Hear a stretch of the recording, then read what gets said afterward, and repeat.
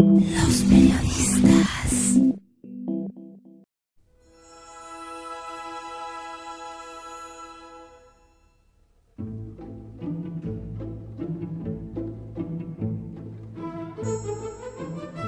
Antes de 1960, difícilmente los poblanos consumían papas fritas francesas o chips en bolsita, es decir, en la forma del snack norteamericano, cuyo nombre globalizado sería el fast food. La dieta regional se defendió por un buen tiempo, hasta que en la década de los 60 aparecieron las marcas populares como Sabritas, que adornaban los mostradores de los tendajones con carteles de colores y bolsitas acomodadas junto a los panes de caja, y se completaba así la publicidad atractiva a los niños y rechazada por los adultos. Todo un fenómeno se derivó de la nueva práctica infantil. Comer papas fritas de bolsita trajo un cambio cultural que a la fecha sobrevive. John Richard Simplot, conocido como JR, montó la primera planta en Aberdeen para producir industrialmente las papas fritas en sus diversas presentaciones. Jornadas laborales de 24 horas diarias eran dedicadas a lavar, seleccionar, pelar, cortar, clasificar, escaldar, freír y congelar las papas industrialmente como consecuencia de la demanda y aprovechamiento de las tecnologías derivadas de la Segunda Guerra Mundial. Con el paso de los años y ante el perfeccionamiento de la industria alimenticia de los Estados Unidos y la participación de los científicos y químicos, las cualidades de los productos fueron convenciendo al paladar de los consumidores. Un factor nunca bien definido fue el factor clave de su éxito, el llamado saborizante natural, contrario al saborizante artificial. Con ello se pretendió demostrar que el producto era totalmente natural, sin agregados, sin sustancias extrañas con daños colaterales. Por desgracia, lograron su cometido y en consecuencia las enfermedades gastrointestinales, la obesidad y el cáncer proliferaron después entre los consumidores.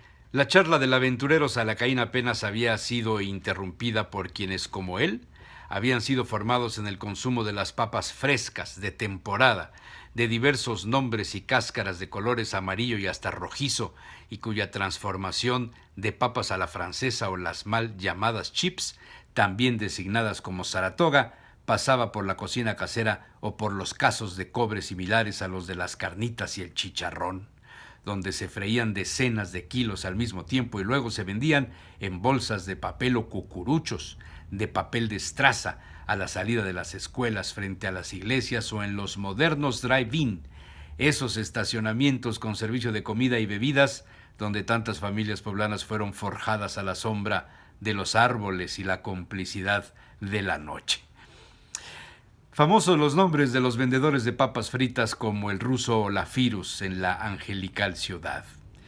Además aportaron los condimentos con un toque de autor, las salsas y el jugo de limón. Los poblanos tenían la tradición del consumo de la papa sembrada y cultivada en el distrito de San Andrés Chalchicomula, en Tetela de Ocampo y algunas más de Zacatlán. Se conseguían en el mercado en costales o huacales aún sucias, con tierra, y se usaban según el guiso. Las rojas pequeñas se metían a la olla con todo y cáscara, las grandes amarillas se usaban para hacer puré o ensaladas tibias o frías en primavera y verano, otras más se empleaban para hacer sopa. Los recetarios antiguos de Puebla registraban una buena cantidad de formas del empleo de la papa y la clasificaban hasta en 11 variedades. Las tías de Salacaín contemplaban siempre 4 nombres: la Malinche, la Puebla, la Roja y la Papa López de Tetela de Ocampo. Y las preparaban fritas, al vapor, cocidas y cortadas en palitos a la francesa, dentro de un caldillo rojo, cuarteronas cortadas en 4, se agregaban a los guisos o se pasaban por la sartén con cáscara incluida. Aceite de oliva, ajos picados y al final orégano o perejil y se usaban como guarnición de las carnes. Una ensalada en especial era del agrado de Salacaín en días de calor. La abuela cocía en agua con laurel 2 o 3 papas de regular tamaño. Aún calientes las pelaba y las dejaba enfriar. Luego las cortaba en rebanadas de unos 5 milímetros de grueso por separado. Había puesto ya a sofreír cebolla rebanada a lo largo y esparcía las rebanadas de la papa encima a fin de tomar un poco el sabor del aceite de la cebolla. Luego el sartén se volteaba sobre un platón y se dejaba enfriar. Al momento de servirse se condimentaban con vinagre y aceite de oliva y un poco de orégano. Eran deliciosas. A veces les agregaban rebanadas de chile jalapeño al momento de sancochar la cebolla. A veces no las comías a la Caín, eran muy picantes. Otra receta de su infancia después le había cambiado la percepción de su origen. Una de las tías acostumbraba a separar las papas luego de hervidas. Quitaba aquellas donde el hervor había empezado a provocar su desintegración. En otros tiempos hubieran sido ideales para el puré. En una sartén de fierro forjado, la tía abuela freía unos trozos de chorizos españoles medio secos. Soltaban una buena cantidad de grasa y un color rojizo. A veces ponía un diente de ajo y una hoja de laurel seca. Una vez conseguido freír y trocear el chorizo, procedía a agregar algo del agua donde se habían cocido las papas. Después con un tenedor empezaba a incorporar esa especie de salsa con las papas troceadas hasta formar una papilla, no un puré, donde asomaban algunos trozos más enteros a otros. Al final derramaba el resto de la salsa sobre las papas y las adornaba con los chorizos ya fritos. Años después, en Navaescurial y Piedrahíta, provincia de Ávila, en España, de la mano de su amigo don Santiago de Santiago, encontraría el origen de aquella receta fusionada con los ingredientes posibles de conseguir en Puebla a más de 11,000 kilómetros.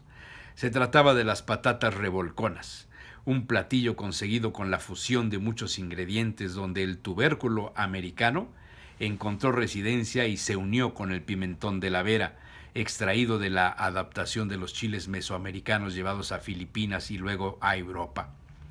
La diferencia radicaba en el empleo de gruesas rebanadas de panceta y a veces el adorno con los torreznos del alma, esa especie de chicharrón carnoso, cuyo sabor es lo más parecido a otro de los platos poblanos. Vaya recuerdos de cuando se comían las papas antes de aparecer en bolsita.